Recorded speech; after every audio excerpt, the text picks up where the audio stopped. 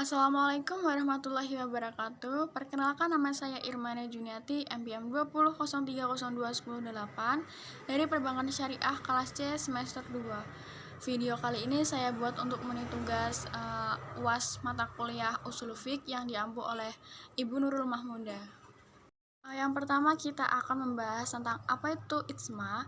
Secara bahasa, ijma adalah kesepakatan tentang suatu masalah. Sedangkan menurut istilah, ijma adalah kesepakatan para mujtahid tentang hukum syar'a atau hukum Islam pada suatu masalah dalam suatu masa setelah Rasulullah SAW wafat.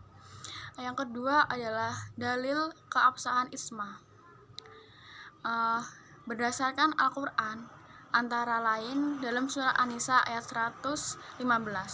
Yang kedua, berdasarkan hadis Nabi, yaitu dari Ibnu Umar, Rasulullah SAW bersabda, "Sesungguhnya Allah tidak akan mengumpulkan umatku," atau beliau berkata, "umat Muhammad atas kesesatannya." Selanjutnya adalah rukun ijma. Yang pertama adalah adanya beberapa pendapat yang kemudian mengerucut menjadi satu pendapat dalam masa tertentu.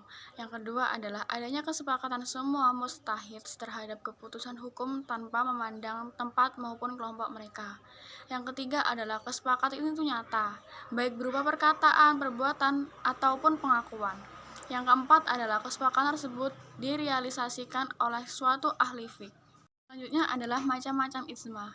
Yang pertama adalah ditinjau dari segi penerapan, dibagi menjadi dua. Yang pertama adalah ijma shorih, yaitu para mujtahid bersepakat atas suatu hukum terhadap suatu masalah dengan terlebih dahulu menyampaikan pendapat masing-masing yang kemudian mengerucut menjadi satu pendapat.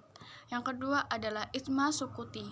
Sebagai mujtahid mengemukakan pendapat dan keputusan hukum dalam suatu masalah dan sebagian lain tidak mengemukakan pendapatnya. Diam artinya setuju.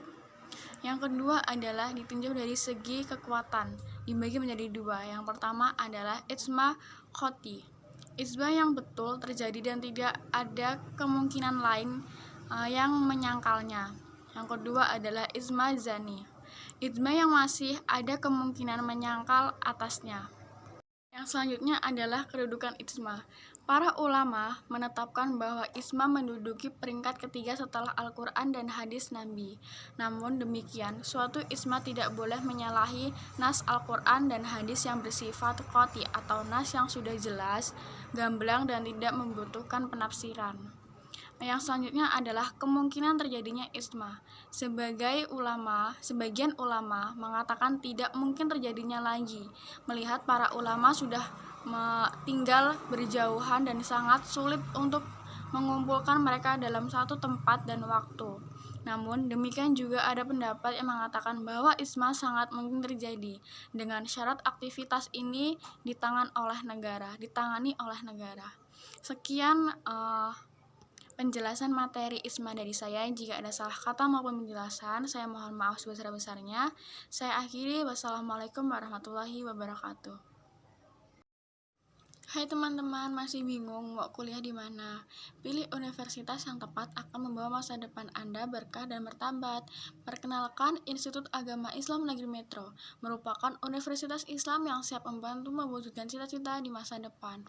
Saat ini, Institut Agama Islam Negeri Metro menerima pendaftaran siswa baru loh. Ayo belajar bersama kami di Institut Agama Negeri Islam Metro. Daftar sekarang juga ya.